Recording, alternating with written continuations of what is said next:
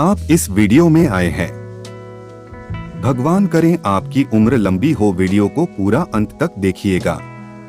इससे पहले आप मेरे चैनल को सब्सक्राइब करके वीडियो को लाइक कर दीजिए ताकि ऐसे ही अच्छी वीडियो आपको मिलते रहे। चलिए शुरू करते हैं। एकलव्य की गुरु भक्ति। आचार्य द्रोण राजकुमारों को धनुर्विद्या की विधिवत शिक्षा प्रदान करने लगे। उन राजकुमारों में अर्जुन के अत्यंत प्रतिभावान तथा गुरुभक्त होने के कारण वे द्रोणाचार्य के प्रिय शिष्य थे। द्रोणाचार्य का अपने पुत्र अश्वत्थामा पर भी विशेष अनुराग था, इसलिए धनुर्विद्या में वे भी सभी राजकुमारों में अग्रणी थे। किंतु अर्जुन अश्वत्थामा से भी अधिक प्रतिभावान थे। एक रात्रि को गुरु के आश्रम में जब सभी शिष्य भोजन कर रहे थे, तभी अकस्मात हवा के झोंके से दीपक बुझ गया। अर्जुन ने देखा अंधकार हो जाने पर भी भोजन के कौर को हाथ मुंह तक ले जाता है। इस घटना से उन्हें यह समझ में आया कि निशाना लगाने के लिए प्रकाश से अधिक अभ्यास की आवश्यकता है, और वे रात्रि के अंधकार में निशाना लगाने का अभ्यास करना आरंभ कर दिया। गुरु द्रोण उनके इस प्रकार के अभ्यास से अत्यंत प्रसन्न हुए। उन्होंने अर्जुन को धनुर्विद्या के साथ ही साथ गदा, तोमर, तलवार आदि शस्त्रों के प्रयोग में निपुण कर दिया। उन्हीं दिनों हिरण्यधनु नामक निषाद का पुत्र एकलव्य भी धनुर्विद्या सीखने के उद्देश्य से द्रोणाचार्य के आश्रम में आया, किंतु निम्न वर्ण का होने के कारण द्रोणाचार्य ने उसे अपना शिष्य बनाना स्वीकार नहीं किया। निराश होकर एकलव्य वन में चला गया। उसने द्रोणाचार्य की एक मूर्ति बनाई और उस मूर्ति को गुरु मानकर धनुर्विद्या का अभ्यास करने लगा। एकाग्रचित्त से साधना करते हुए अल्पकाल में ही वह धनुर्विद्या में अत्यंत निपुण हो गया।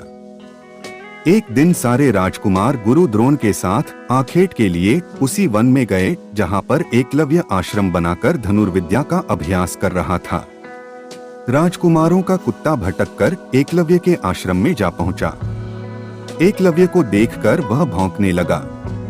इससे क्रोधित होकर एकलव्य ने उस कुत्ते पर अपना बाण चलाकर उसके मुंह को बाणों से भर दिया।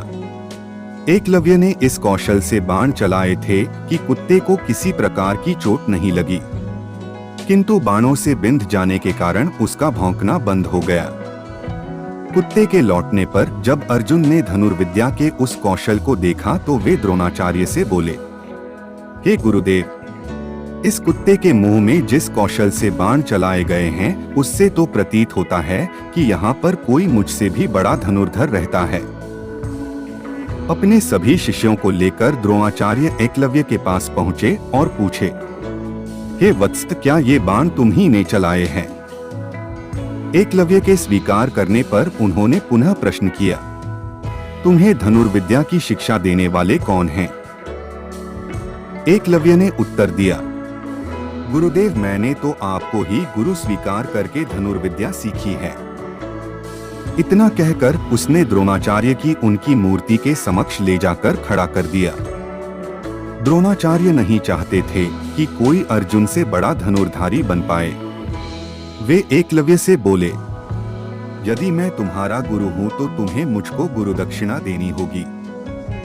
एकलव्य बोला, गुरुदेव, गुरुदक्षिणा के रूप में आप जो भी मांगेंगे मैं देने के लिए तैयार हूँ। इस पर द्रोणाचार्य ने एकलव्य से गुरुदक्षिणा के रूप में उसके दाहिने हाथ के अंगूठे की मांग की। एकलव्य ने सहर्ष अपना अंगूठा दे दिया। इस प्रकार एकलव्य अपने हाथ से धनुष चलाने में असमर्थ हो गया तो अपने पैरों से धनुष चलाने का अभ्यास करना आरंभ कर दिया।